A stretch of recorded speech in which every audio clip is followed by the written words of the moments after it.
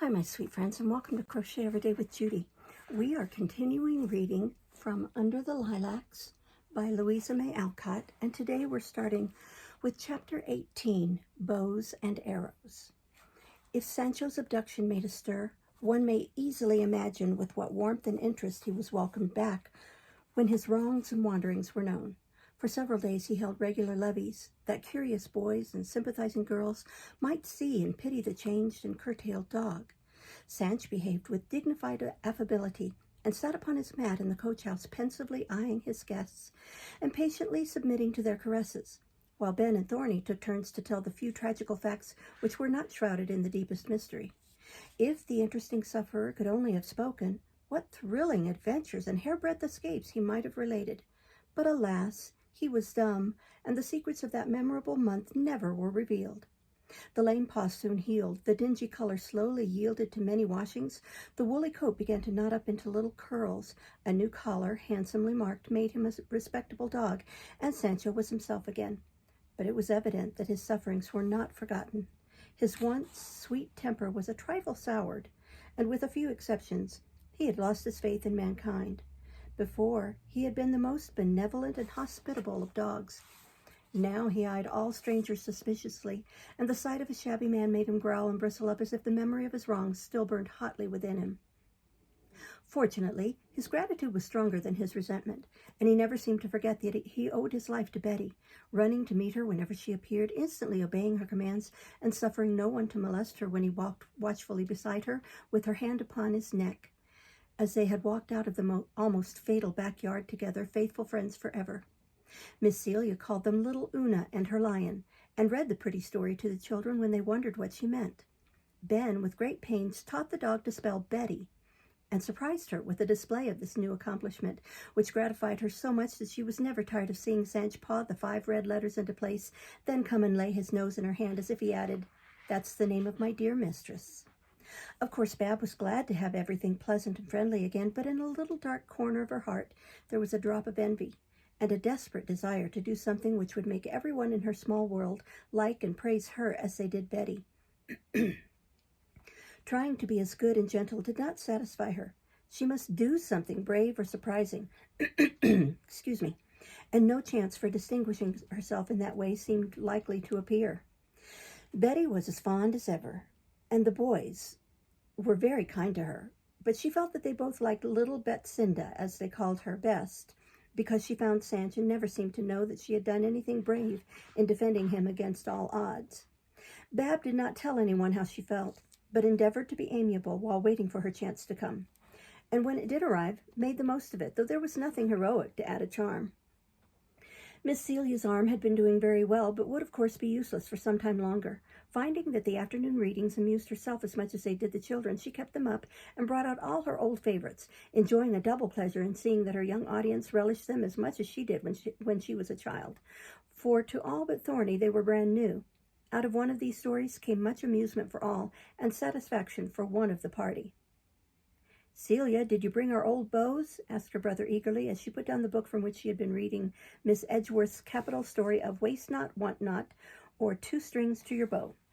"Yes, I brought all the playthings we left stored away in Uncle's garret when we went abroad. The bows are in the long box where you found the mallets, fishing rods, and bats. The old quivers and a few arrows are there also, I believe. What is the idea now?" asked Miss Celia in her turn, as Thorny bounced up in a great hurry. "I'm going to teach Ben to shoot. Grand fun this hot weather, and by we'll have an archery meeting and you can give us a prize. Come on, Ben.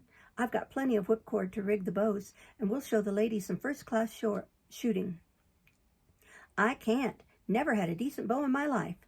The little gilt one I used to wave around when I was a Cupid wasn't worth a cent to go," answered Ben, feeling as if that painted prodigy must have been a very distant connection of the respectable young person now walking off arm in arm with the lord of the manor. "Practice is all you want. I used to be a capital shot, but I don't believe I could hit anything but a barn door now," answered Thorny encouragingly. As the boys vanished, with much tramping of boots and banging of doors, Babs observed, in the young, ladyish tone she was apt to use when she composed her active little mind and body to the feminine task of needlework, "We used to make bows of whalebone when we were little girls, but we are too old to play so now." "I'd like to, but Bab won't because she's most 11 years old," said honest Betty, placidly rubbing her needle in the ruster, as she called the family emery bag. Grown people enjoy archery, as bow and arrow shooting is called, especially in England. I was reading about it the other day and saw a picture of Queen Victoria with her bow. "So you needn't be ashamed of it, Bab," said Miss Celia, rummaging among the books and papers in her sofa corner to find the magazine she wanted, thinking a new play would be as good for the girls as for the big boys. "A queen, just think!" And Betty looked much impressed by the fact, as well as uplifted by the knowledge that her friend did not agree in thinking her silly because she preferred playing with a harmless homemade toy to firing stones or snapping a pop gun.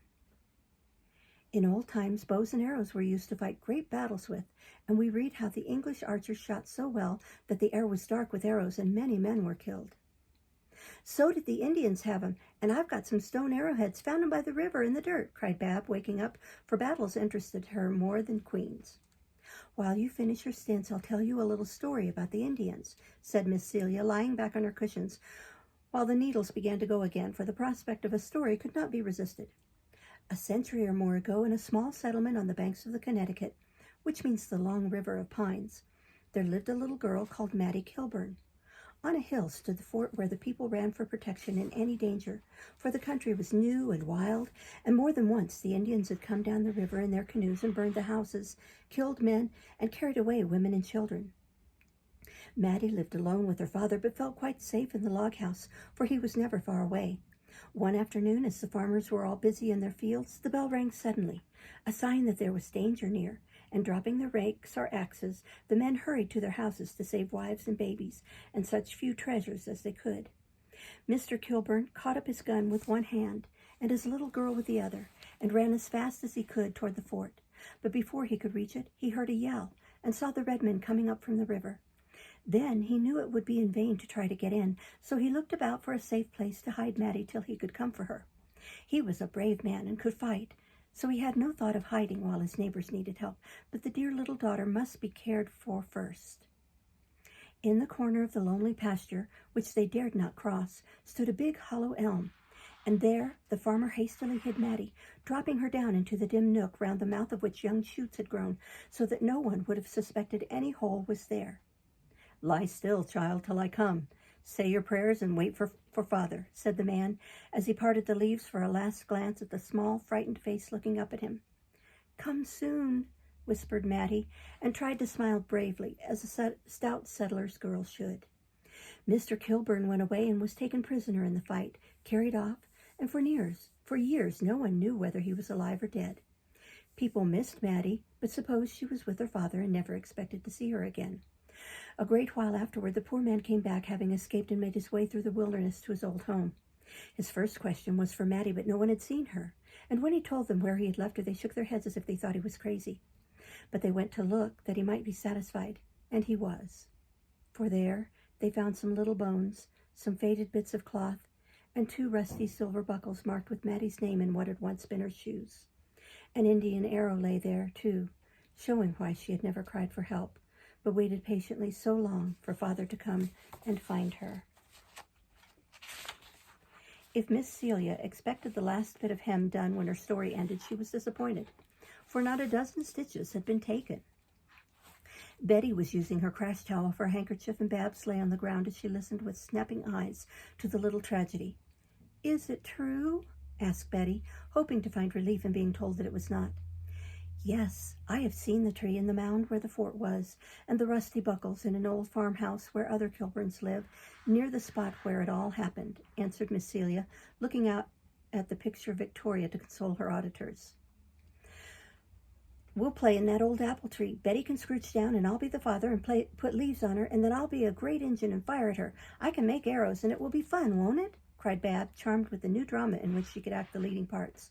"No, it won't. I don't like to go in a cobwebby hole and have you play kill me. I'll make a nice fort of hay and be all safe, and you can put Dinah down there for Maddie. I don't love her any more now her last eye is tumbled out, and you may shoot her just as much as you like." Before Bab could agree to this satisfactory arrangement, Thorny appeared, singing, as he aimed at a fat robin whose red waistcoat looked rather warm and winterish that August day. So he took up his bow, and he feathered his arrow, and said, "I will shoot this little cock sparrow." But he didn't, chirped the robin, flying away with a contemptuous flirt of his rusty black tail. That is exactly what you must promise not to do, boys. Fire away at your targets as much as you like, but do not harm any living creature, said Miss Celia as Ben followed armed and equipped with her own long unused accoutrements. Of course we won't if you say so.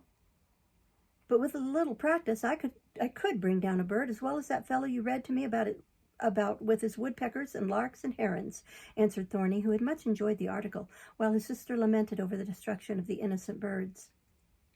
You'd do well to borrow the squire's old stuffed owl for a target. There would be some chance of your hitting him. He is so big, said his sister, who always made fun of the boy when he began to brag. Thorny's only reply was to send his arrow straight up, so far out of sight that it was a long while coming down again to stick quivering in the ground nearby, whence Sancho brought it in his mouth, evidently highly approving of a game in which he could join. Not bad for a beginning. Now, Ben, fire away. But Ben's experience with bows was small, and in spite of his praiseworthy efforts to imitate his great exemplar, the arrow only turned a feeble sort of somersault and descended perilously near Bab's uplifted nose. If you endanger other people's life and liberty in your pursuit of happiness, I shall have to confiscate your arms, boys. Take the orchard for your archery ground. That is safe, and we can see you as we sit here. I wish I had 2 hands, so that I could paint you a fine, gay target. And Miss Celia looked regretfully at the injured arm, which as yet was of little use. I wish you could shoot, too. You used to beat all the girls, and I was proud of you, answered Thorny with the air of a fond elder brother, though at the time he alluded to he was about 12 and hardly up to his sister's shoulder. Thank you. I shall be happy to give my place to Bab and Betty if you will make them some bows and arrows. They could not use those long ones. The young gentlemen did not take the hint as quickly as Miss Celia hoped they would. In fact, both looked rather blank at the suggestion, as boys generally do when it is proposed that girls, especially small ones, shall join in any game they are playing. Perhaps it would be too much trouble, began Betty in her whining little voice. I can make my own, declared Bab with an independent toss of the head. Not a bit. I'll make you the jolliest small bow that ever was, Betsinda, Thorny hastened to say, softened by the appealing glance of the little maid. You can use mine, Bab. You've got such a strong fist, I guess you could pull it, added Ben, remembering that it would not be amiss to have a comrade who shot worse than he did, for he felt very inferior to Thorny in many ways, and being used to praise, had missed it very much since he retired to private life. I will be umpire and brighten up the silver arrow I sometimes pin my hair with for a prize, unless we can find something better, proposed Miss Celia, glad to see that question settled, and every prospect of the new play being a pleasant amusement for the hot weather. It was astonishing how soon archery became the fashion in that town, for the boys discussed it enthusiastically all that evening, formed the William Tell Club next day, with Bab and Betty as honorary members, and before the week was out, nearly every lad was seen, like young Norval, with bended bow and quiver full of arrows, shooting away with a charmed disregard of the safety of their fellow citizens. Banished by the authorities to secluded spots, the members of the club set up their targets and practiced indefatigably, especially Ben, who soon discovered that his early gymnastics had given him a sinewy arm and a true eye, and taking Sanch into partnership as picker-up, he got more shots out of an hour than those who had to run to and fro. Thorny easily recovered much of his former skill, but his strength had not fully returned, and he soon grew tired. Bab, on the contrary, threw herself into the contest heart and soul, and tugged away at the new bow Miss Celia gave her, for Ben's was too heavy. No other girls were admitted, so the outsiders got up a club of their own, and called it the Victoria, the name being suggested by the magazine article which went the rounds as a general guide and reference book. Bab and Betty belonged to this club also, and duly reported the doings of the boys, with whom they had a right to shoot if they chose, but soon waived the right, plainly seeing that their absence would be regarded in the light of a favor. The archery fever raged as fiercely as the baseball epidemic had done before it, and not only did the magazine circulate freely, but Miss Edgeworth's story, which was eagerly read and so much admired that the girls at once mounted green ribbons, and the boys kept yards of whipcord in their pockets, like the Provident Benjamin of the tale. Everyone enjoyed the new play very much, and something grew out of it which was a lasting pleasure to many, long after the bows and arrows were forgotten. Seeing how glad the children were to get a new story, Miss Celia was moved to send a box of books, old and new, to the town library, which was but scantily supplied, as country libraries are apt to be. This donation produced a good effect, for other people hunted up all the volumes they could spare for the same purpose, and the dusty shelves in the little room behind the post office filled up amazingly. Coming in vacation time, they were hailed with delight, and ancient books of travel, as well as modern tales, were feasted upon by happy young folk with plenty of time to enjoy them in peace. The success of her first attempt at being a public benefactor pleased Miss Celia very much, and suggested other ways in which she might serve the quiet town, where she seemed to feel that work was waiting for her to do. She said little to anyone but the friend over the sea, yet various plans were made then that blossomed beautifully by and by. We're going to stop there and start next time with Chapter 19. Thank you for listening. Bye-bye.